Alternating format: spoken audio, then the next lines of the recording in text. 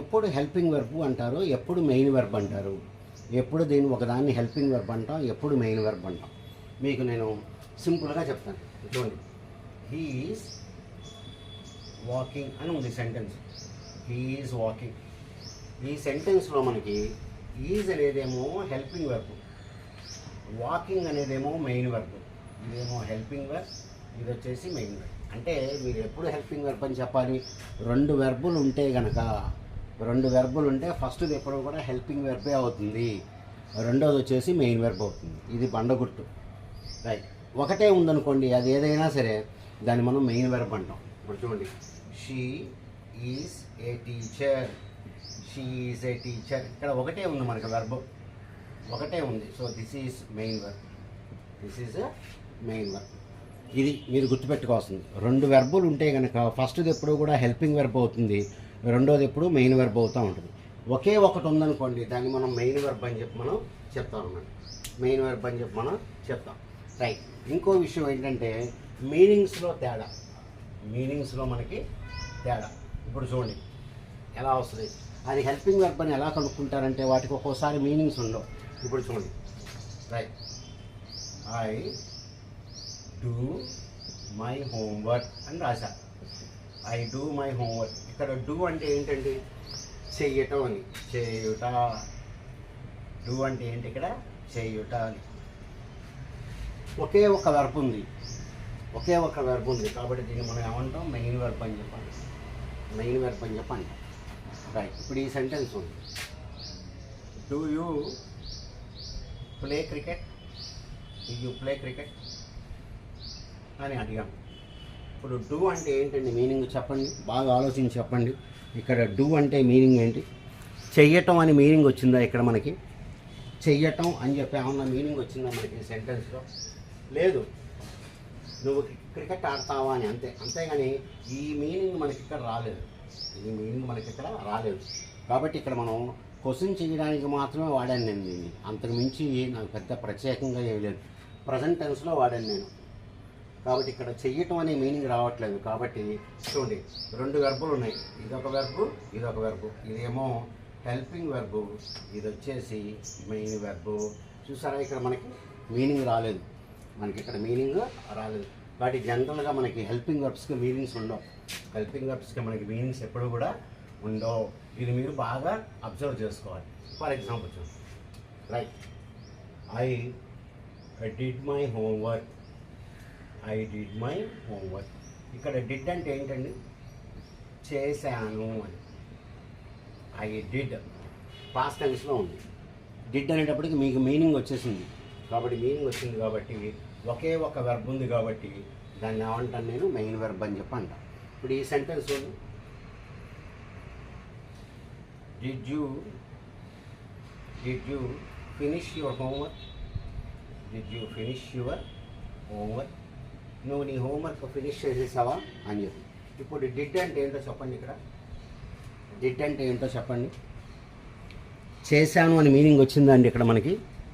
చేశాను అని మీనింగ్ మనకి ఏమన్నా వచ్చిందా ఇక్కడ? రాలా. నువ్వు హోంవర్క్ ఫినిష్ చేసావా అని మాత్రమే వచ్చింది, కానీ డిడ్ అంటే చేశాను అని చెప్పి లేదు. కాబట్టి ఇక్కడ చూడండి, ఇదొక వెర్బు, ఇదొక వెర్బు. కాబట్టి ఇదేమో హెల్పింగ్ వెర్బు, ఇది వచ్చేసి మెయిన్ వెర్బు. దీనికి ఇక్కడ మనకి మీనింగ్ రాలేదు. ఇక్కడ ఐ డిడ్ మై హోంవర్క్ అంటేనేమో వర్క్ చేశాను అని వచ్చింది. ఇక్కడ మనం దీన్ని పాస్ట్ టెన్స్గా వాడాను, అంతే. పాస్ట్ టెన్స్ కానీ ఇక్కడ నేను దీన్ని వాడాను. కాబట్టి ఈ విధంగా మీరు సెంటెన్స్లో మనకి ఫస్ట్ వచ్చేటప్పుడు హెల్పింగ్ వెర్బు, తర్వాత వచ్చేటప్పుడు కూడా మనకి మెయిన్ వెర్బు, మెయిన్ వెర్బు. కాబట్టి ఈ డిస్టింక్షన్ మీరు చూసుకుంటూ ఉండాలి, అది హెల్పింగ్ వెర్బ్ కింద వాడామా, మెయిన్ వెర్బ్ కింద వాడామా అని.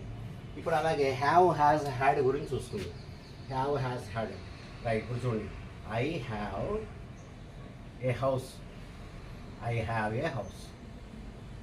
ఇక్కడ హ్యావ్ అంటే ఏంటండి? కలిగి ఉండుట అని కదా. హ్యావ్ అంటే కలిగి ఉండుట. ఒకే ఒక వెర్బ్ ఉంది కాబట్టి ఇది మెయిన్ వెర్బ్. ఒకే ఒక వెర్బ్ ఉంది కాబట్టి మెయిన్ వెర్బ్. చూడండి, ఇక్కడ హ్యావ్ అంటే ఏంటి? కలిగి ఉండుట. హ్యావ్ అంటే కలిగి ఉండుట. హ్యావ్, హ్యావ్ కలిగి ఉండుట. ఓకే. ఇప్పుడు చూడండి, I have gone. I have gone. ఇప్పుడు మనకి ఇక్కడ ఒక వెర్బ్ ఉంది, ఇక్కడ ఒక వెర్బ్ ఉంది, రెండు వెర్బులు ఉన్నాయి కాబట్టి ఇది ఇక్కడ హెల్పింగ్ వెర్బ్. ఏంటి ఇక్కడ ఇది హెల్పింగ్. ఇప్పుడు ఇక్కడ హ్యావ్ అంటే మీనింగ్ చెప్పండి. ఐ హ్యావ్ గాన్లో హ్యావ్ అంటే మీనింగ్ చెప్పండి. చెప్పగలరా? చెప్పలేరు, ఎందుకంటే మీనింగ్ లేదు అక్కడ. కాబట్టి మీనింగ్ లేదు కాబట్టి ఇక్కడ మనం దీన్ని హెల్పింగ్ వెర్బ్గా తీసుకుంటాం. హెల్పింగ్ వెర్బ్గా తీసుకుంటాం. హెల్పింగ్ వర్డ్స్కి జనరల్గా మీనింగ్స్ ఉండవు.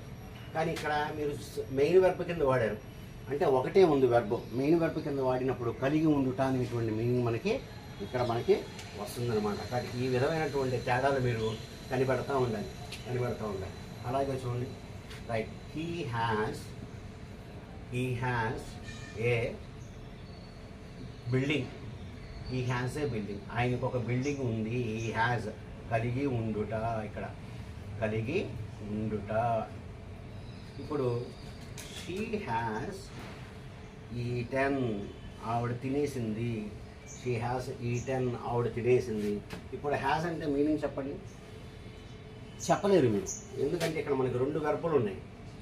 ఇదేమో హెల్పింగ్ వెర్బ్, ఇది వచ్చేసి మెయిన్ వెర్బ్. అది దీనికి ఉండే తేడా. కాబట్టి హెల్పింగ్ వెర్బ్ కింద వచ్చినప్పుడు మనకి మీనింగ్స్ ఉండవు. ఇది మీరు చాలా జాగ్రత్తగా గుర్తుపెట్టుకోవాలి. మీరు గుర్తుపెట్టుకోవాలన్నమాట. ఈ విధంగా మనం మెయిన్ వెర్బ్ కింద ఎప్పుడు వాడతాం, హెల్పింగ్ వెర్బ్ కింద ఎప్పుడు వాడతాం అనేది మనం చూసుకోవాలి. ఇప్పుడు చూడండి, షీ హ్యాడ్ ఏ హౌస్. ఆవిడకి ఇంతకుముందు ఒక ఇల్లు ఉండేది. పాస్ట్ టెన్స్, ఒకే ఒక verb. So this is main verb. కలిగి ఉంది, కలిగి ఉన్నది. ఇంతకుముందు కలిగి ఉన్నది పాస్ట్ టెన్స్లో. కాబట్టి కలిగి ఉండటం అనే మీనింగ్ వచ్చింది పాస్ట్ టెన్స్లో. ఇప్పుడు ఈ సెంటెన్స్ చూడండి, షీ హ్యాడ్ గాన్. ఎన్ని వెర్బులు ఉన్నాయి? ఇక్కడ ఒకటి, ఇక్కడ ఒకటి. కాబట్టి దీన్ని ఏమంటాం? హెల్పింగ్ వెర్బ్ అంటాం. ఇది వచ్చేసి మెయిన్ వెర్బ్. ఇప్పుడు హ్యాడ్ అంటే మీనింగ్ చెప్పండి. కలిగి ఉందా అని రావట్లేదు మీనింగ్. కాబట్టి ఇక్కడ మనం దీన్ని హెల్పింగ్ వెర్బ్గా వాడాము. హెల్పింగ్ వెర్బ్గా ఉన్నప్పుడు మనకి సెంటెన్స్ రాయడానికి ఉపయోగపడతాయి, కానీ వాటికి మీనింగ్స్ మనం చెప్పలేము. ఈ మీనింగ్స్ మనం దీన్ని చెప్పలేము. ఇప్పుడు ఒకసారి ఈ వెరైటీ చూద్దాం. రైట్. అప్పుడప్పుడు మనకి హ్యాడ్ అని వస్తూ ఉంటుంది, కన్ఫ్యూజ్ అయిపోతూ ఉంటాం. ఇప్పుడు చూడండి, షీ హ్యాడ్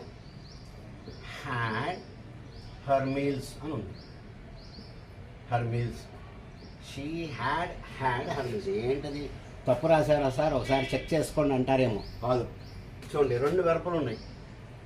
ఇదేమో హెల్పింగ్ వెర్బ్, ఇదేమో మెయిన్ వెర్బ్. ఇక్కడ హ్యాడ్ అంటే తినేటువంటి, ఈటెన్ అని, తినేసాను అని. షీ హ్యాడ్ హర్ మీల్స్ అంటే ఆవిడ భోజనం చేసేసింది అని. ఈ హ్యాడ్ వచ్చేసి హెల్పింగ్ వెర్బ్. దీనికి మీనింగ్ ఉండదు, కానీ దీనికి మాత్రం హ్యావ్ అంటే తినేయటం అనే మీనింగ్ కూడా ఉంది. కాబట్టి హ్యాడ్ తర్వాత మనకు థర్డ్ ఫామ్ రావాలి. కాబట్టి హ్యాడ్ అని చెప్పి నేను ఇక్కడ వాడాను. Had she had eaten her meals. ఆవిడ భోజనం చేసేసింది. కాబట్టి హ్యాడ్ వస్తే ఎప్పుడు మీరు గాబరా పడమాకండి.